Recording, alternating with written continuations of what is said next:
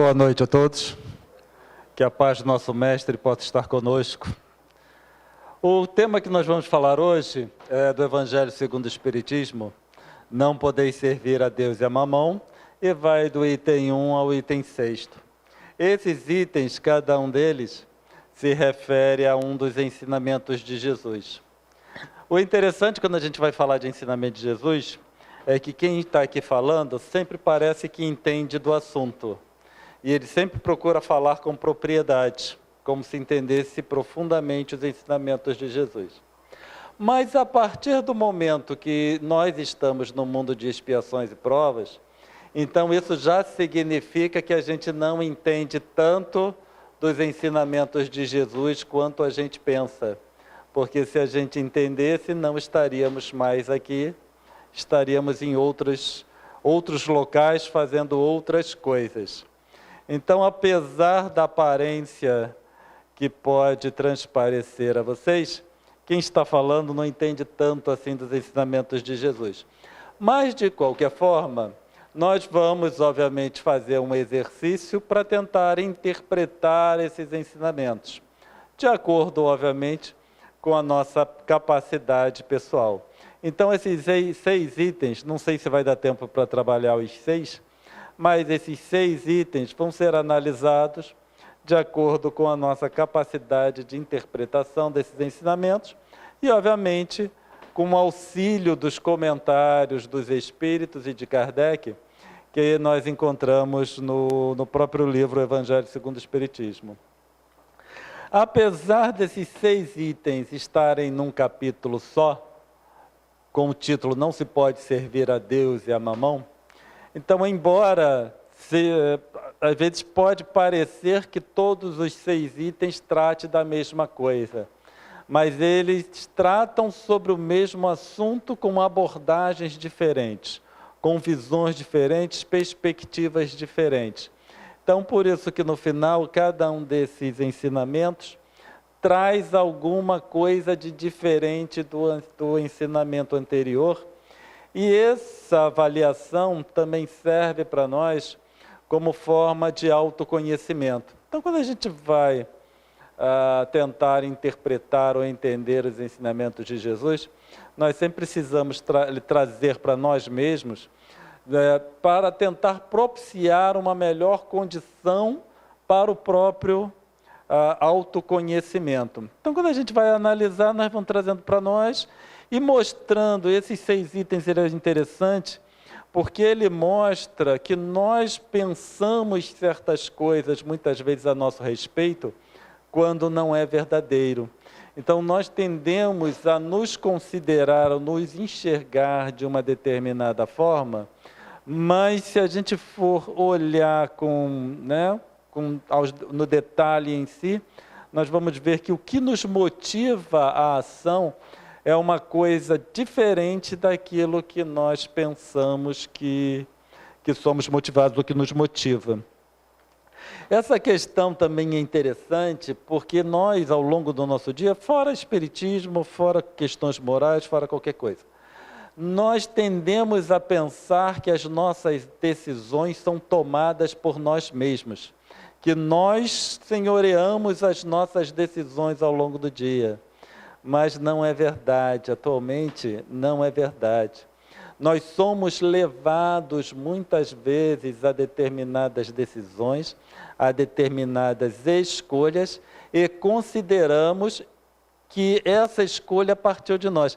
É aí que está a arte de enganar. No final, a arte de enganar, que hoje em dia os meios de comunicação estão utilizando muito, levar o indivíduo a acreditar que a decisão é dele, quando no final ele é conduzido para determinadas conclusões e decisões.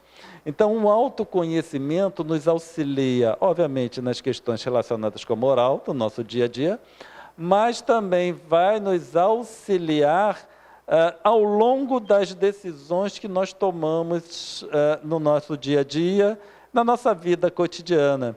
Então, quando nós olhamos os meios de comunicação, as propagandas em si, nós teremos melhor condição de avaliar se a decisão é realmente nossa ou nós estamos sendo levados a uma determinada decisão.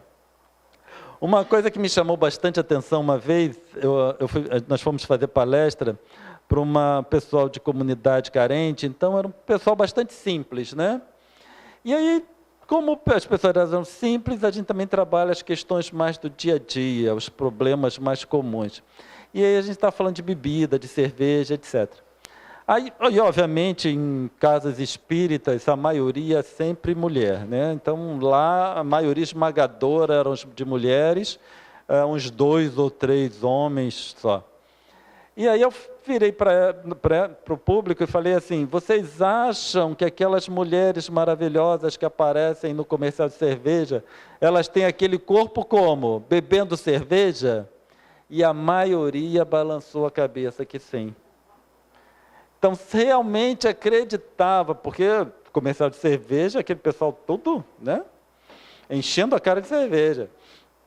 E elas realmente acreditavam que bebendo cerveja, elas iam conseguir ter corpos semelhantes àqueles.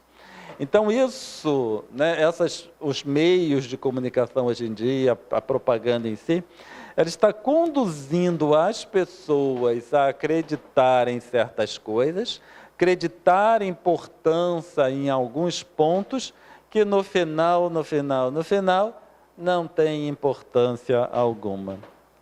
Então a gente começa com o item primeiro, salvação dos ricos, e esse ensinamento diz o seguinte, ninguém pode servir a 2 senhores, porque ou odiará um e amará outro, ou se prenderá a um e desprezará o outro.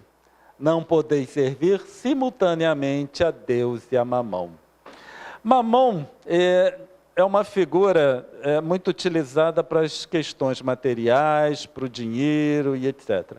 Então, quando a gente vai interpretar esse ensinamento, ele está falando que a gente não pode servir ao mesmo tempo para Deus e ao mesmo tempo para os nossos interesses pessoais. E aí vem aquela questão, né? Mas nós estamos encarnados, nós temos as nossas tarefas diárias, nós temos os nossos empregos, nós precisamos trabalhar para receber o nosso salário no final do mês, ou quem for empresário, para ter uma fonte de renda para o seu sustento próprio, da sua família e também dos próprios empregados. Então, muitas vezes a gente entra em conflito diante desse ensinamento, porque mamão é considerado dinheiro, mas nós temos que trabalhar, nós precisamos de recursos financeiros. E, em contrapartida, nós temos Deus do outro lado. Trabalhar para Deus ou trabalhar para mamão vai ser a forma como nós conduzimos nossas atividades financeiras. Então, se a gente parte do princípio que a gente precisa levar vantagem a qualquer custo, aí nós estamos trabalhando para mamão. Nós estamos falando só na nossa atividade do dia a dia, nossa atividade financeira, que a gente está considerando atividades de casa espírita, nem atividades que nós temos para nossa elevação, né? Para trabalhar na nossa própria elevação, nosso próprio aprimoramento. Mas quando nós trabalhamos com honestidade, mesmo lá para receber o nosso dinheiro, nós estamos trabalhando para Deus. O indivíduo pode ser ateu, mas se ele trabalha com honestidade ao longo, né, da sua tarefa financeira, ele está trabalhando para Deus, mesmo que ele não considere. Porque aqui nós é que estamos considerando que o indivíduo está trabalhando para Deus ou não. Porque no final nós temos que trazer isso para nós. Na minha atividade, eu estou trabalhando para Deus ou para mamão? Então hoje, a situação, especialmente aqui no nosso país e, né, no nosso estado, nós vemos uma certa dificuldade nas nossas atividades financeiras, porque a situação ela está sendo conduzida para mamão. E aí a gente fica, mas se eu não fizer isso, eu sou bobo. Se eu não fizer aquilo, eu vou ser bobo. Se eu não fizer aquilo outro, eu vou ser considerado bobo porque todo mundo faz. Essa questão de todo mundo fazer e a gente fica assim, mas eu tenho que fazer também, ou eu devo fazer também, fica complicado. Porque no final das contas, eu preciso tomar a minha decisão. Eu quero trabalhar para quem? Para Deus ou para mamão? Se eu opto por trabalhar para Deus, não faz a menor diferença o que as outras pessoas estão fazendo. Para quem elas estão trabalhando. É uma opção pessoal. Mas nós temos, mas isso a gente fala assim, mas a gente sabe das dificuldades. Nós temos o que se chama de neurônios espelho. O neurônio espelho, ele nos faz ou nos leva a repetir a ação que a pessoa está fazendo na nossa frente. Porque nós temos uma tendência a querer fazer parte do todo, fazer parte de um conjunto. Nós temos essa tendência. Sabe aquela história que o indivíduo boceja, igual o senhor ali, e aí começa, todo mundo que está vendo, começa a bocejar? Isso é uma função do neurônio espelho, desses neurônios espelho. E eles existem exatamente para levar o indivíduo a trabalhar em grupo. E aí a gente acaba se repetindo o que os outros vão fazendo. Obviamente que isso foi necessário na época em que a civilização não estava tão avançada como hoje, ainda precisava daqueles comportamentos grupais de caça, de sobrevivência. Mas hoje em dia, a gente já pode ir usando esse neurônio espelho para o que nos interessa, certo? Então, se nós estamos mais interessados a trabalhar para Deus, no nosso aprimoramento como espírito, nós podemos nos espelhar naqueles que também trabalham para Deus, naqueles que trabalham pelo seu aprimoramento pessoal como espíritos.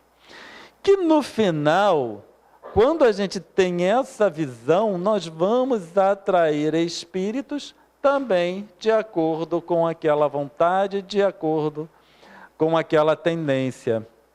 E aí, quando a gente pensa nesse comportamento de manada, porque no final o nome é um comportamento de manada, que nós achamos ou tomamos um comportamento que é semelhante ao do grupo, o do todo, nós vamos conduzindo ou vamos atraindo determinados espíritos também compatíveis com aquele comportamento mais grosseiro, com aquele comportamento mais bruto.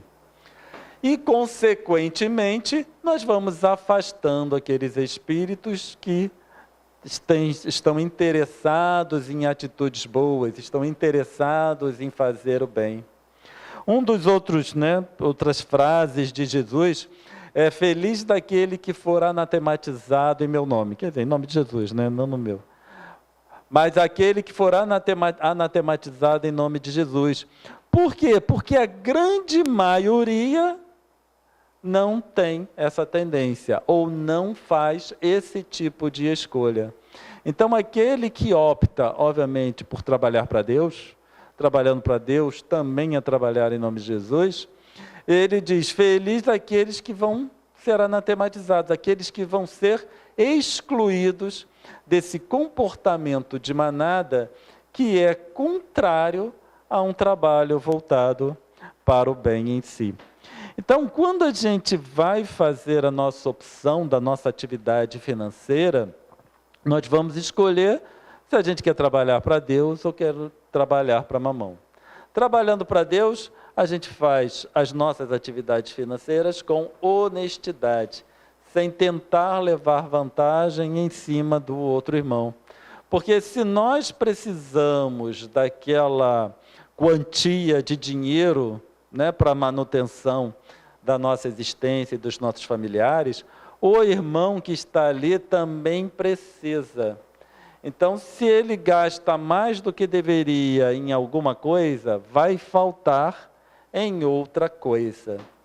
Então, quando a gente pensa, um sistema em que todos trabalhassem dessa forma, todos cobrassem o que realmente vale o seu produto ou então o seu trabalho em si, seria adequado para aquele que está comprando ou está contratando um serviço. E se todos trabalhassem dessa forma, a sociedade ela seria muito mais produtiva. Porque quanto tempo a gente gasta procurando o produto mais barato?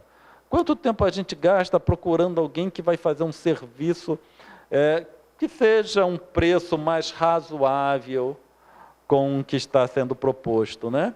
Então seria, obviamente, muito mais efetivo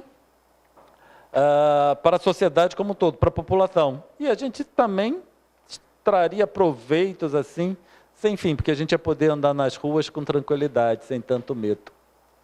No item 2, a salvação dos ricos. Esse item é bastante interessante, porque Jesus fala o seguinte, né, que aproximou-se um mancebo, um rapaz de Jesus, e falou: bom mestre, o que eu devo fazer para adquirir a vida eterna? A primeira resposta de Jesus, que foi bastante interessante, que ele diz: por que me chamas bom? Bom só Deus o é. A gente vai entender essa resposta de Jesus quando a gente verificar ou analisar o restante desse ensinamento, dessa passagem. Mas quando Jesus fala, por que me chamas bom? Bom é Deus. Isso significa que para Jesus, ele não é bom. Então, por quê? Porque Jesus conhece as suas dificuldades. Quais são as dificuldades de Jesus? Não tenho a menor ideia. Está muito acima de qualquer coisa que eu possa conceber. Mas ele sabe. Ele sabe das dificuldades que ele tem. Porque quando a gente vai para essas esferas, as dificuldades já não é mais semelhante à nossa, nessas pequenezes que muitas vezes nos atemos e perdemos, um tempo enorme com uma coisa que não tem no final muita importância. Quando a gente vai para essa esfera, vai pensar em esferas, da ordem de Jesus, eles têm atividades, obviamente, muito mais complexas do que nós podemos conceber aqui. Mas existem dificuldades, porque, afinal de contas, o processo evolutivo não cessa, ele continua. Então, Jesus conhece suas dificuldades. Os nossos mentores conhecem as dificuldades de cada um. Os mentores das casas espíritas, eles conhecem as suas dificuldades. E aí, quando vai para Jesus, bom mestre, ele fala: por que me chamas bom? Bom é Deus. Porque para ele, quem é bom? Bom realmente é Deus. Ele sabe, conhece as suas dificuldades. E é interessante que muitas vezes a gente conhece pessoas que se acham muito boas. Jesus não se achava bom. E muitos de nós se acham muito bom. Então a gente precisa começar a reavaliar. Se Jesus, que é Jesus, não se acha bom, quem sou eu para me achar bom? Porque muitas vezes a gente pensa: eu sou muito caridoso, porque a gente faz a caridade. Isso vem assim, a gente escuta pessoas falando isso. Então a gente vai pensar: eu faço a caridade? A primeira coisa que a gente tem que perguntar é: quando eu faço as minhas atividades nas casas espíritas, de auxílio aos necessitados, eu posso chamar aquilo de caridade? O que me motiva? Por que eu vou ali fazer aquilo? Eu tenho algum interesse por trás? Porque se eu tiver algum interesse, e se eu estiver levando alguma vantagem, eu não estou fazendo caridade. Que essa vantagem não necessariamente precisa ser financeira. Muitas vezes a gente escuta: fora da caridade não há salvação, então eu vou fazer a caridade para ser salvo. O que eu estou buscando? A salvação. Então eu venho aqui, passo 24 horas por dia, 7 dias por semana querendo a salvação. Eu não estou fazendo caridade. Eu estou trabalhando por um interesse pessoal. A partir do momento que eu trabalho por interesse pessoal, não é caridade. Isso não é para desestimular, nem deixar de fazer os trabalhos de auxílio àqueles que vêm aqui e aportam aqui o que necessitam da gente, né, na nossa vida cotidiana, aqueles que a gente vai encontrando. Mas simplesmente para ter a noção de qual é o nível que nós estamos. Nós continuamos fazendo, para chegar o dia em que realmente será caridade. Quando a gente vai olhar a definição de caridade, trazida por Paulo e se encontra no Livro dos Espíritos, ou no Evangelho segundo o Espiritismo. Evangelho segundo o Espiritismo, eu trago aqui minha esposa, que ela vai me lembrando, vai me corrigindo. Quando vai no Evangelho, vê a caridade segundo Paulo, ali a gente tem uma noção do que é caridade. Uma noção. E ele diz, se eu doasse todos os meus bens aos pobres, se eu falasse todas as línguas, se eu fizesse isso, fizesse aquilo outro, se eu não tivesse caridade, eu nada seria. Então, caridade não é alguma coisa que se faça. Caridade é alguma coisa que se conquista. Então, enquanto nós estivermos fazendo caridade, eu não estou fazendo caridade, eu estou auxiliando o outro.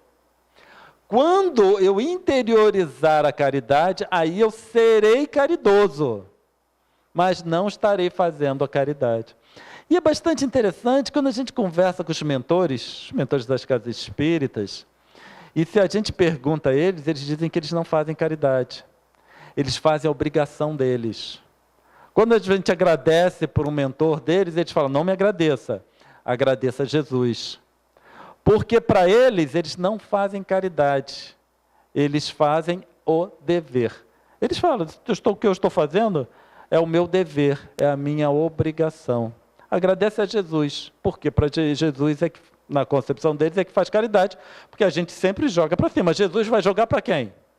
Só mesmo para Deus. Por isso que ele falou, bom, só Deus o é. Porque aí ele jogou para cima, né? Também jogou bem alto. Mas para nós vai ser a nossa referência em si. Então, essa avaliação passa a ser fundamental, porque nós sabemos por que nós estamos fazendo. O importante é saber por que faz. Eu faço por causa disso. Porque se eu sei o motivo pelo qual eu faço, eu posso mudar isso no futuro. Se eu me achar já caridoso de montão, aí está complicado. E aí, Jesus continua para o rapaz, se queres entrar na vida, que é a vida eterna, naquela concepção, né? No entendimento lá do Novo Testamento, se queres entrar na vida, guarda os mandamentos. Que mandamentos? Perguntou o rapaz. Disse Jesus, não matarás, não cometerás adultério, não furtarás, não darás falso testemunho, honra teu pai e a tua mãe e ama o próximo como a ti mesmo. Só isso. E aí vai ter a vida eterna. O rapaz, o que ele responde? Tenho guardado todos esses mandamentos desde que eu cheguei à mocidade. Olha só. Não matar, não cometer adultério, não furtar, não darás falso testemunho, honrar o pai e a mãe e amar ao próximo como a ti mesmo. Os outros, a gente até pensa que dá para fazer. Não matar? Até dá. Não furtar? Dá. Não dar falso testemunho? Dá. Honrar pai e mãe? Também dá. Agora, amar ao próximo como a si mesmo é complicado.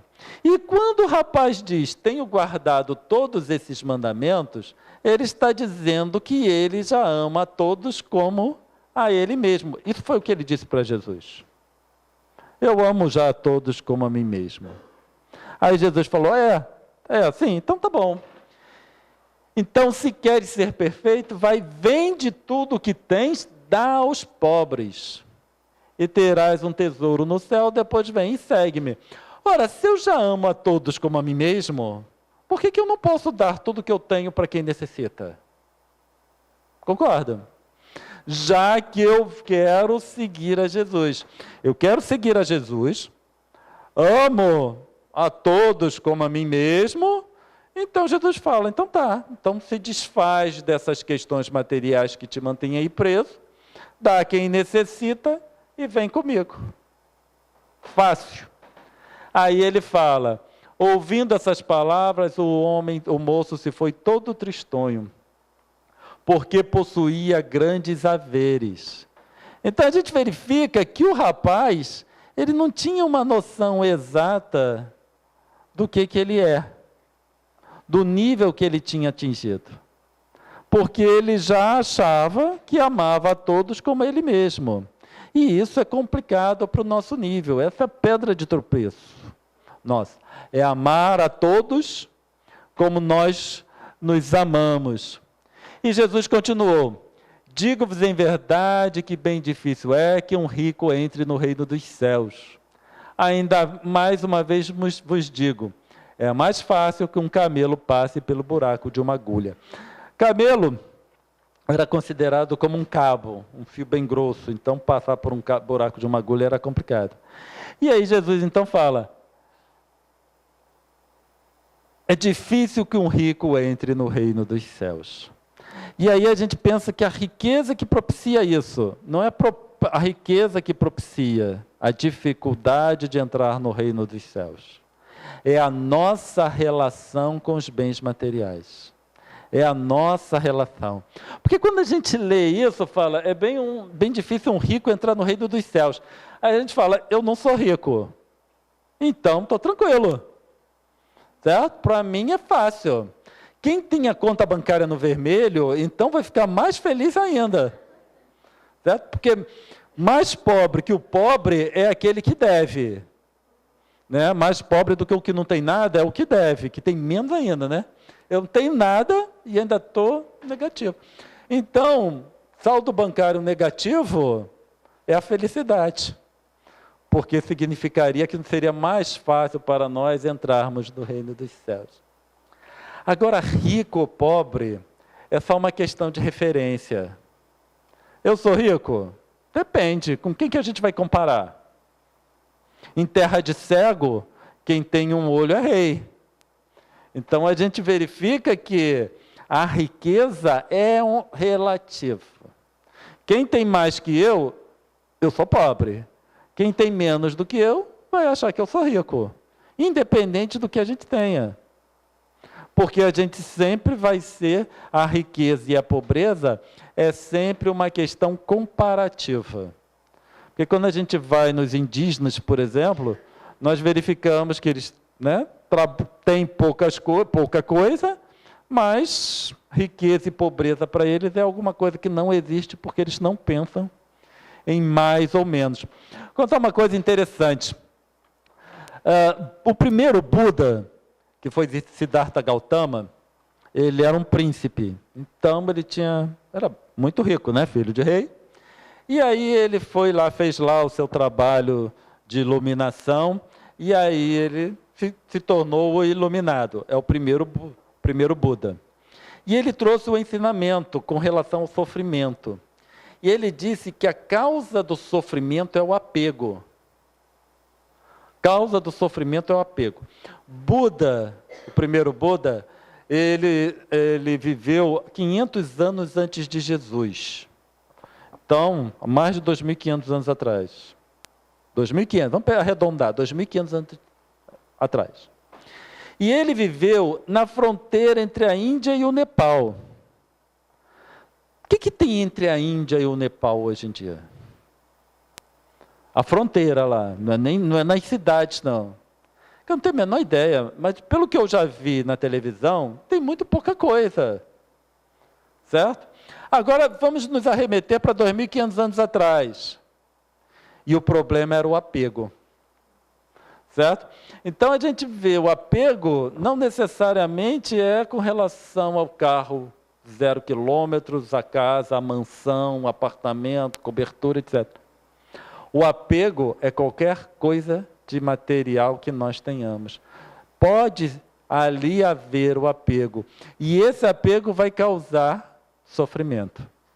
Então, quando a gente vai lá para Buda, a causa do sofrimento é o apego. A partir do momento que o indivíduo se desapega das questões materiais, desapegar das questões materiais não é negligenciar, certo? O sofrimento, pelos conceitos de Buda, ele vai diminuir, obviamente, vai cessar.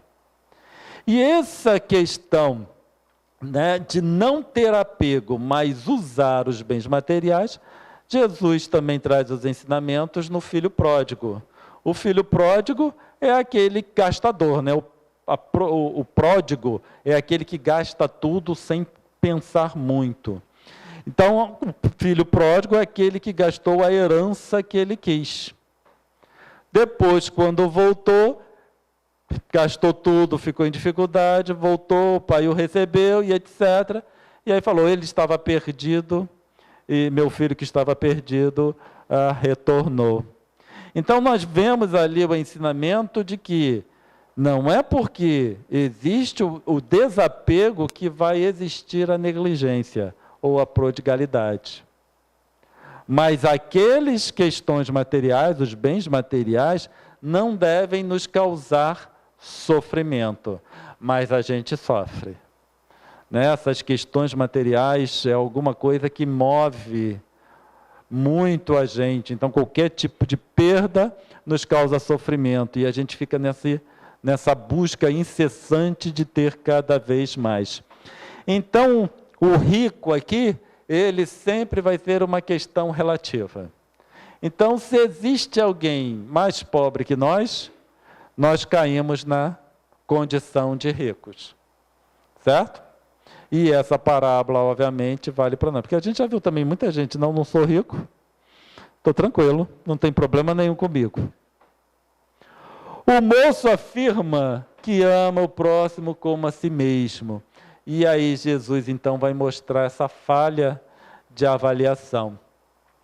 Para nós é interessante, porque falha de avaliação não é só essa. São inúmeras.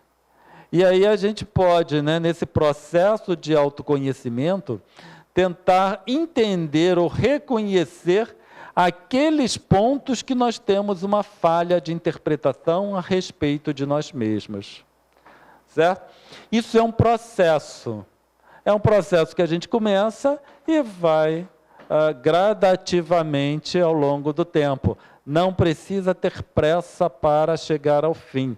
Especialmente porque nós nunca vamos chegar ao fim. É um processo que cada vez, obviamente, vai se utilizando as nossas dificuldades. Lembra que a gente estava falando de Jesus ainda agora? Que Jesus reconhece as suas dificuldades, que são completamente diferentes das nossas. Então, nós vamos entrar no processo, e esse processo nós vamos cada vez mais reconhecendo as nossas falhas de interpretação a respeito de nós mesmos. E com isso, obviamente, a gente consegue se aprimorando.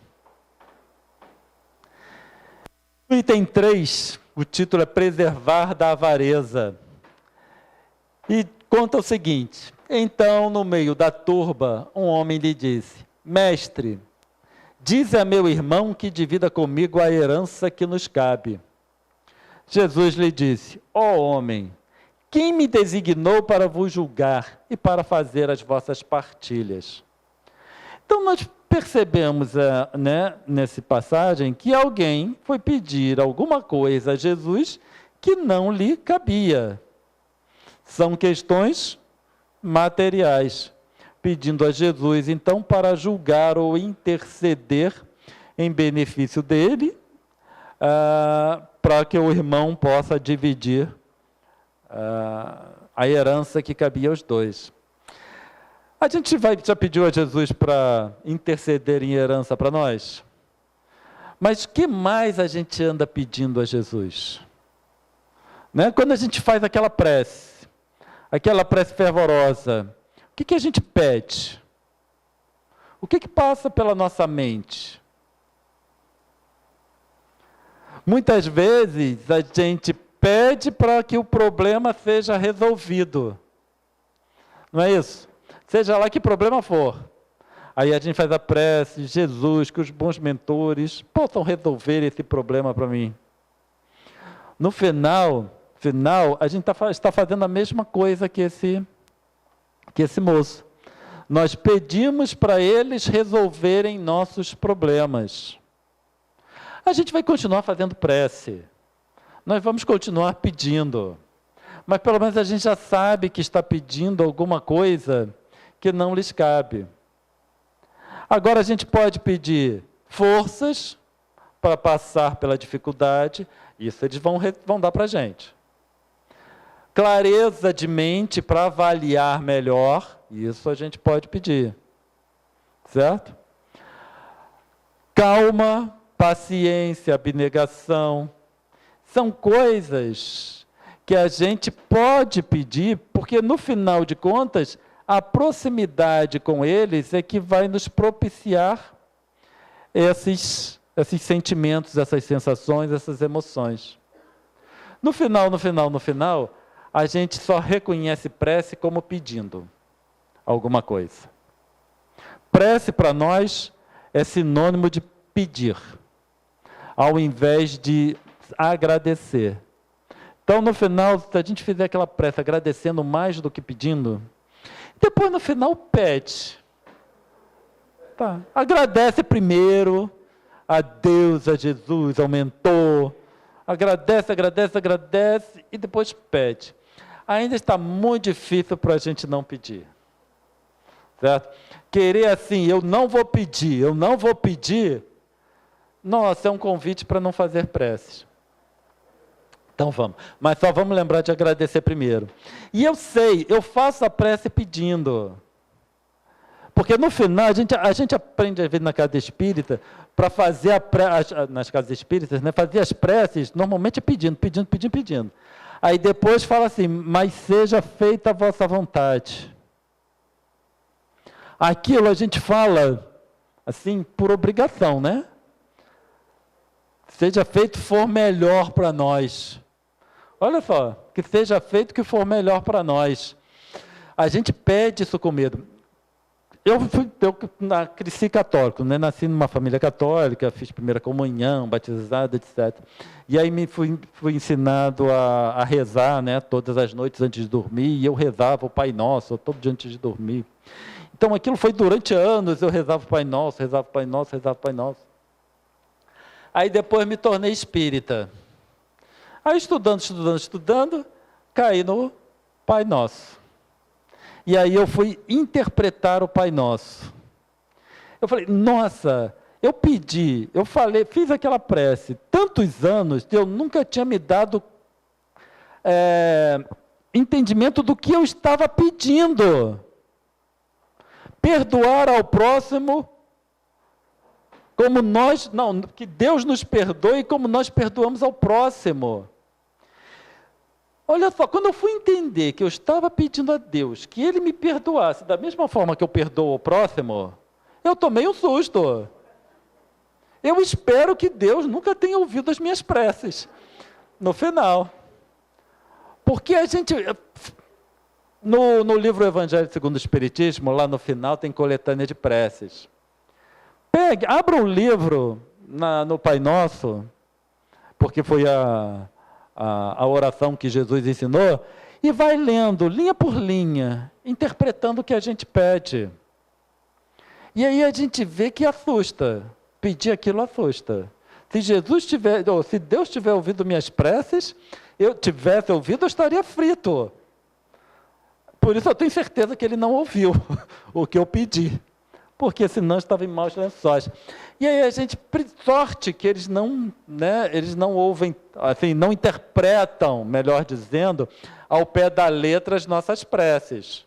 Porque se eles interpretassem ao pé da letra e fizessem aquilo tudo que a gente pede, ia ser complicado.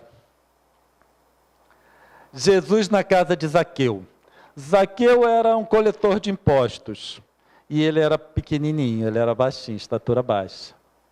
E aí, né, Jesus ia visitar a cidade num determinado dia e tinha aquela multidão acompanhando Jesus. E como ele tinha uma estatura baixa, ele não conseguia ver a Jesus. Aí o que ele fez? Ele correu na frente, subiu numa árvore para ver Jesus passando do alto. Jesus, como sabia tudo o que acontecia ao seu redor, viu Zaqueu no alto da árvore e falou: Zaqueu, desce daí que hoje eu me hospedarei na sua casa.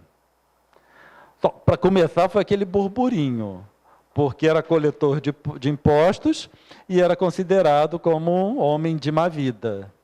E aí Jesus foi se hospedar na casa de um homem de má vida. Já foi aquele burburinho, certo? Aquela fofoca, certo? Fofoca, que felizmente já não existe mais hoje, foi só na época de Jesus. Casa espírita também não tem fofoca. E foi aquela fofoca. E Jesus foi, porque no final das contas, Jesus fazia o que era certo, não o que ele era coagido ou conduzido pelos outros. E Jesus foi na casa de Zaqueu. Zaqueu, então, diante de Jesus, disse o seguinte: Senhor, dou a metade dos meus bens aos pobres. E se causei dano a alguém, seja no que for, indenizo com 4 tantos. Então, Zaqueu já era rico, muito rico. Se ele desse metade do que ele tinha, ele ia continuar muito rico, certo? E se causou dano a alguém, ia indenizar com 4 tantos. E aí Jesus lhe disse: esta casa recebeu hoje a salvação, porque também este é filho de Abraão, visto que o Filho do Homem veio para procurar e salvar o que estava perdido. Então a gente verifica primeiro que Jesus veio salvar quem está perdido. Então burburinho não vale, porque Jesus foi para a casa de uma vida, mas Jesus veio para as pessoas em necessidade, em dificuldade. Às vezes eu costumo falar que casa espírita é lugar de espírito endividado e perturbado. A gente acha que cada espírito é lugar só de santinho. Só tem espírito evoluído. Mas casa espírita é lugar de espírito necessitado. Certo? Os espíritos elevados estão aqui por causa dos espíritos necessitados. Se a gente pegasse essa casa aqui, retirasse todos os espíritos necessitados, eu estou me incluindo nesse processo, porque no final a gente tem que se incluir também, né? Porque nós somos todos necessitados. Então, se tirasse todos os necessitados daqui, os mentores não iam ter o que fazer. E aí eles iam embora. É igual, o hospital é lugar de médico ou lugar de doente? O hospital é lugar de doente. Os médicos estão no hospital por causa dos doentes. Se não houvesse doente, os médicos iam estar fazendo outra coisa. A mesma coisa são as casas espíritas. As casas espíritas existem. Os mentores, os espíritos elevados, trabalham nas casas espíritas por causa dos espíritos necessitados. E, obviamente, é um reflexo do que Jesus veio fazer na Terra. Ele veio à Terra por quê? Porque veio salvar o que estava perdido. Agora, qual é a grande vantagem de Zaqueu? Por que Jesus, no caso, considerou Zaqueu como tendo sido salvo, e aquele moço que queria, né, que dizia que fazia tudo, faço isso, faço aquilo, amo o próximo como a si mesmo, Jesus não disse que ele estava salvo, muito pelo contrário. Disse que era muito difícil um rico chegar ao reino dos céus. É a diferença do autoconhecimento. Um achava que já era o poderoso, já era o máximo em tudo. Zaqueu, ele já traz uma noção mais exata da sua capacidade. O que eu posso fazer? Olha só, no final, né, chegando para Jesus, doar todos os meus bens não dá. Eu ainda não tenho esse grau de desapego para doar tudo que eu tenho. Mas metade dá para eu doar. Dá para eu me liberar de metade. E, obviamente, que se eu causei dano a outro, e aí a gente lembra, não servir a Deus, não se pode servir a Deus e a mamão, né? Trabalhando nas nossas atividades financeiras ou econômicas de forma honesta, Zaqueu vem e diz: se eu causei dano, eu vou indenizar com 4 tantos. Então, eu estou disposto a não causar dano mais a ninguém. E se eu causar, eu vou indenizar, vou reparar. Então, ele já traz uma noção melhor do que ele é, do que ele pode fazer. E aí Jesus fala, ele, né, estaria salvo, obviamente, no sentido de estar no caminho adequado, estar no caminho correto. Aí a gente vai trazer para nós. A gente ama o próximo como a si mesmo? Pode ser que alguém aqui ame o próximo como a si mesmo. Eu não amo, não. Não amo, né? Eu não amo o próximo como a mim mesmo. Então, eu não faço determinadas coisas. Mas eu já tenho uma noção do que eu posso fazer, do que eu sou, as minhas limitações. É isso que a gente tem que pensar. Certo? Eu amo todos como a mim mesmo? Não. Mas qual é o nível que me encontro? O que eu posso fazer? Quando eu posso fazer, eu faço, né, de coração aberto. Porque às vezes a gente não pode dar todos os nossos haveres, porque vai ficar com o apego, vai me conduzir à desarmonia. Então eu não posso. Mas se eu doar uma parte, eu consigo fazer aquela doação com o coração leve? Não importa quanto. 1/10, 1/100, 1/1000. Quanto que a gente pode fazer? Quando a gente fala, né, em termos financeiros, nós também estamos falando nas atividades de auxílio ao próximo. As várias atividades de uma casa espírita, por exemplo, que ela funciona, né, à base de voluntários para as atividades de socorro. Eu posso trabalhar 24 horas por dia, 7 dias por semana? Não estou em condições de fazer isso. Mas quanto que eu posso fazer com coração leve, que vai me deixar feliz? E aí a gente avalia, eu posso fazer 1 hora por semana, 2 horas, 3 horas, 10 horas, seja lá quanto for. Eu posso doar R$10, R$20, R$100, R$1.000. E aí a gente vai trabalhando no que a gente pode. É melhor do que achar que pode tudo, quando não pode nada. E aí a gente senta na frente, né? E depois nós vamos ser convidados a sentar mais atrás. Certo? Então, esse autoconhecimento é que vai me levar no caminho correto. Porque eu já sei o quanto eu sou capaz de fazer. Sabendo o quanto eu sou capaz de fazer hoje, eu posso planejar para daqui a 1 mês, daqui a 1 ano, fazer um pouco mais. Ampliar os horizontes. Certo? Ampliar um pouco mais esse desapego, exercitar esse desapego. O item 5 a gente vai pular, por falta de tempo. E parábola dos talentos. O item 6, a parábola dos talentos, ele vem falar bem isso que nós acabamos de falar. Né? O quanto a gente é capaz de fazer e aí exercitando baseado no que nós somos capazes. A parábola dos talentos conta que um senhor foi viajar e aí pegou 3 dos seus servos, deu 5 talentos para um. A gente vai trabalhar talento como dinheiro, uma quantidade de dinheiro qualquer. Deu 5 talentos para um, 2 talentos para o segundo e 1 talento para o terceiro. E aí ele foi viajar. Quando ele voltou, veio o servo para quem ele deu 5 talentos e disse: Senhor, tem aqui os 5 talentos que me deste e tem mais outros tantos que eu ganhei. E aí o Senhor falou: servo bom e fiel, muito lhe será dado. Veio outro com 2 talentos. Senhor, aqui estão os 2 talentos que deixaste comigo e tem mais outros tantos que eu apliquei, ganhei os juros e etc. Novamente, bom servo. E aí veio o terceiro servo, que tinha 1 talento só. Ele chegou para o Senhor e falou: eu sei que o Senhor é muito severo. E por isso eu peguei esse talento e guardei, enterrei.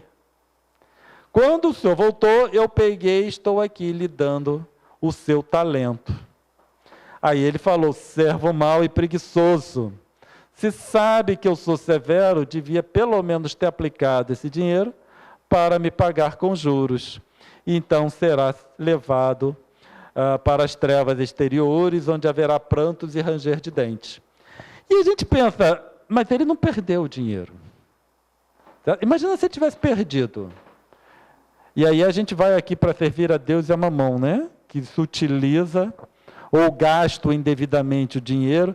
A gente pensa o quanto nós gastamos indevidamente dinheiro, muitas vezes dinheiro que não nos pertence, dinheiro que não é nosso. Quando a gente pega esses talentos e ao invés de considerar como uma quantidade, uma moeda qualquer, nós pegarmos os nossos próprios talentos, as nossas possibilidades que nós temos hoje, e compararmos, né, essa viagem do Senhor como o tempo que nós estamos encarnados, e o Senhor, obviamente, sendo Deus, então a gente sai, a gente encarna, é como se Deus nos possibilitasse os nossos talentos, as nossas possibilidades. E aí a gente passa esse tempo aqui como enquanto encarnado. E quando a gente retorna, é como se nós fôssemos prestar contas. Então, conforme a gente vai trabalhando as nossas possibilidades ao longo da encarnação, se nós viemos com 5 possibilidades, conforme a gente vai exercitando-as, outras vão surgindo. Porque a gente só consegue perceber algumas potencialidades que nós temos a partir do momento que nós nos liberamos de entraves que obscuram a nossa própria visão. Então, conforme a gente vai exercitando essas nossas possibilidades, outras vão surgindo. E aí, quando a gente desencarna, no final, se nós encarnamos com 5, nós vamos desencarnar com 10, 7, 8. Porque nós fomos exercitando essas possibilidades, elas ficam mais fortalecidas, outras vão surgindo, então a gente desencarna com 8, sendo que muitas delas nós exercitamos ao longo da nossa vida. Agora, não importa se eu tenho 5 ou se eu tenho 2, porque mesmo com o servo de 2 talentos, que exercitou, ele voltou e foi elogiado pelo Senhor. Então, não importa o quanto tenha, não importa a quantidade, a potencialidade das nossas possibilidades. O que a gente precisa é exercitar o que nós temos. E aquele que tinha 1 e não fez nada, e aí o Senhor falou, até o que não tem lhe será tirado, e a gente pensa, como é que vai tirar alguma coisa que o indivíduo não tem? São a possibilidade de surgir possibilidades. Certo? Porque a partir do momento que nós temos o talento, encarnamos com determinadas possibilidades e não a exercitamos, as outras que poderiam surgir, elas vão continuar adormecidas. E sem contar que essa única vai sair também adormecida na nossa desencarnação. Então, quando a gente vai pensar em processo evolutivo, como o nome diz, processo. É um processo. A gente não tem que ficar visando muito o ponto de chegada, mas a gente vai vislumbrar o percurso, vai trabalhar, vai aproveitar o percurso. Porque é esse percurso que vai, ou como nós nos comportamos ao longo do percurso, é que vai nos possibilitar chegar a 1 quilômetro, 2 quilômetros, 10 quilômetros, 1000 quilômetros em si. Foi uma satisfação muito grande passar esse tempo com vocês. Espero ter auxiliado um pouco o entendimento dessas questões, que muitas vezes são tanto quanto complexas. Que a paz de Jesus possa continuar conosco. Muita paz a todos. É nova luz, vem de Jesus.